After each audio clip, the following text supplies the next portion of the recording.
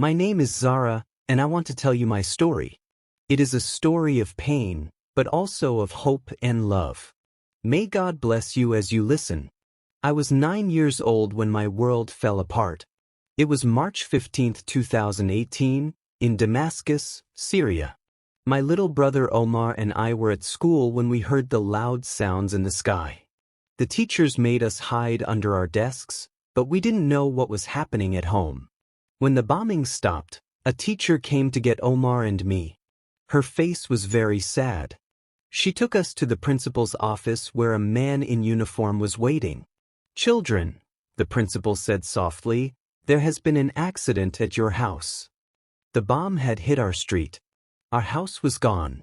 Mama and Baba were gone too. I remember screaming and Omar crying so loud. Everything felt like a bad dream, but it was real. A reality no child wishes. At the funeral, my father's friend Hassan came to us. He was a big man with a thick beard who always smiled when Baba was alive.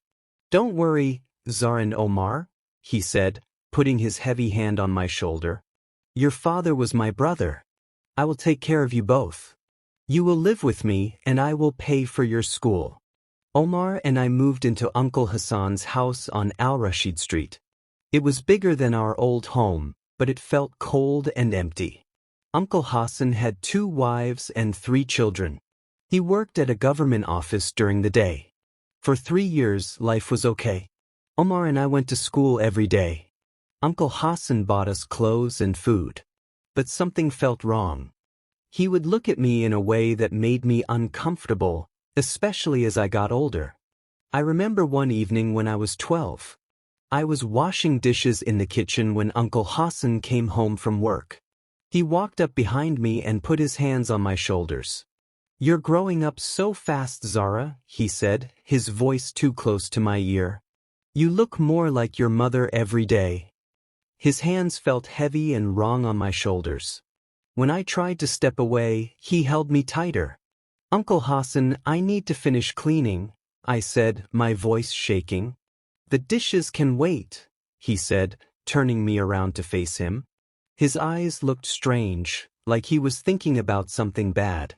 "Come and see me in the guest room." "I'm tired. I want to go to bed," I said quickly, pulling away from him. He let me go that time, but I saw anger flash across his face. "Fine. But tomorrow we need to talk about your future, Zara. You can't be a little girl forever." I ran to my room and locked the door, my heart beating so fast. I didn't understand what he meant, but I knew it scared me. Another time, it was a Friday morning and Omar had gone to play soccer with other children in the neighborhood. I was alone in the room reading when Uncle Hassan knocked on my door. "Zara, come here. I bought you something special." When I opened the door, he was holding a dress, but it was too grown up for me, with a low neckline and tight fit. "Try this on," he said, pushing into my room. "I want to see how beautiful you look." "It's too big for me, Uncle Hassan," I said, stepping backward. "No, it's perfect for a young woman like you. Here, let me help you put it on." He reached toward my school uniform, and I jumped away. "No, I can dress myself," I shouted. Then one of his wife showed up, speechless with her eyes wide opened. His face got red with anger. "Don't raise your voice at me, Zara. I have done everything for you and your brother. This is how you show gratitude," as he walked away. "I'm sorry, Uncle Hassan. Thank you for the dress. But I want to change by myself." I hid the dress in the back of my closet and never wore it. The following days, Uncle Hassan barely spoke to Omar and me, and I was glad for the silence. When I turned 13, Uncle Hassan changed. One evening in October 2021, Omar was playing in his room when Uncle Hassan called me to the living room. "Zara, sit here," he said, patting the couch next to him.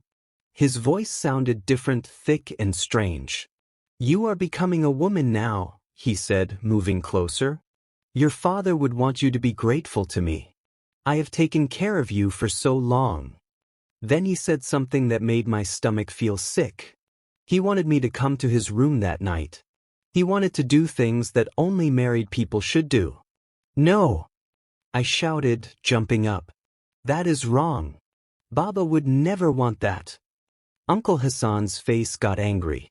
You will do as I say, or you and your brother will live on the streets. I ran to my room and locked the door. I cried all night, too scared to tell anyone. How could I protect Omar and myself? 3 months later, on January 22, 2022, Omar and I got on the school bus like every morning. The bus was painted yellow and blue, and our driver Mr. Mahmood always sang funny songs to make us laugh. We were driving down Salaheddin Street when I saw Omar drawing in his notebook. He was making a picture of our family, Mama, Baba, him, and me, all holding hands. Look, Zara, he said, showing me his drawing. When we grow up, we'll be together forever. Those were the last words my little brother ever said to me. The truck came from nowhere. Mr. Mahmood tried to turn, but it was too late. The sound of breaking glass and twisting metal was so loud. Children were screaming. Then everything went dark. I woke up in the hospital 3 days later. My left arm was in a heavy white cast, and my head hurt terribly. The first thing I asked was, "Where is Omar?" The doctor, a kind woman named Dr. Amina, sat on my bed. Tears were in her eyes. "I'm so sorry, Zara," she whispered. Omar didn't survive the accident. 17 children died that day, including my beautiful little brother who loved to draw. I cried until no more tears would come. The nurse taking care of me was different from the others. Her name was Miriam, and she was a Christian from Lebanon. She had gentle brown eyes and always spoke softly. Every day, she would sit with me while I ate my meals. She never rushed me, even when I was too sad to eat. "Tell me about your family, Zara," she said one afternoon, holding my good hand. Slowly, day by day, I told her everything. About Mama and Baba dying in the bombing. About Uncle Hassan and the terrible things he wanted me to do. About Omar and how much I missed him. Miriam never judged me. She just listened and sometimes cried with me. "You are so brave, Zara," she said. "What happened to you is not right. No child should face such things." On my 7th day in the hospital, I grabbed her arm with my good hand. "Please help me," I whispered. "I can't go back to Uncle Hassan. He is harassing me." Miriam nodded. "I will help you. I promise." 2 days after leaving the hospital, Miriam came to get me. I left without picking anything so no one can suspect. "Where are we going?" I asked as we got in her small white car. "To my aunt's house in Aleppo," Miriam said. "She has agreed to take care of you." The drive to Aleppo took 4 hours. I watched the countryside pass by, wondering what my new life would be like. Aunt Fatima lived in a 2-story house on Garden Street with her husband Uncle Youssef and their 3 children. Sarah, 16, David, 14, and little Mary, 8. When we arrived, they all came outside to meet me. "Welcome home, Zara," Aunt Fatima said, hugging me tight. I smiled and greeted. Life in the new house was so different. Every morning, the family would pray together before breakfast. They didn't force me to join, but I was curious about their faith. The children called me Sister Zara, with respect. Sarah shared her room with me and helped me brush my hair when my arm was still healing. David would help me with my homework at the kitchen table. Little Mary would draw pictures for me just like Omar used to do. Uncle Youssef worked as a carpenter and would tell us funny stories at dinner. Aunt Fatima taught me to cook Lebanese food and never got angry when I made mistakes. "God loves you, Zara," she would say. "And so do we." They never asked me to change my religion. They just loved me as I was. But I watched how they lived, how they forgave each other, how they helped their neighbors, how they prayed for people who hurt them. As months passed, I began to understand something important. Uncle Hassan claimed to follow Islam, but he tried to hurt me. These Christian people didn't know me at all, but they showed me what real love looked like. Uncle Hassan used religion to control me. But this family used their faith to serve others. I saw Uncle Yusuf give money to a poor Muslim family on our street. I watched Aunt Fatima take food to an elderly Muslim woman who lived alone. I heard them pray for peace between all people, regardless of their beliefs. One evening, as we sat watching the sunset from the roof, I asked Aunt Fatima a question. "Why are you so kind to me? I'm not even Christian." She smiled and touched my cheek.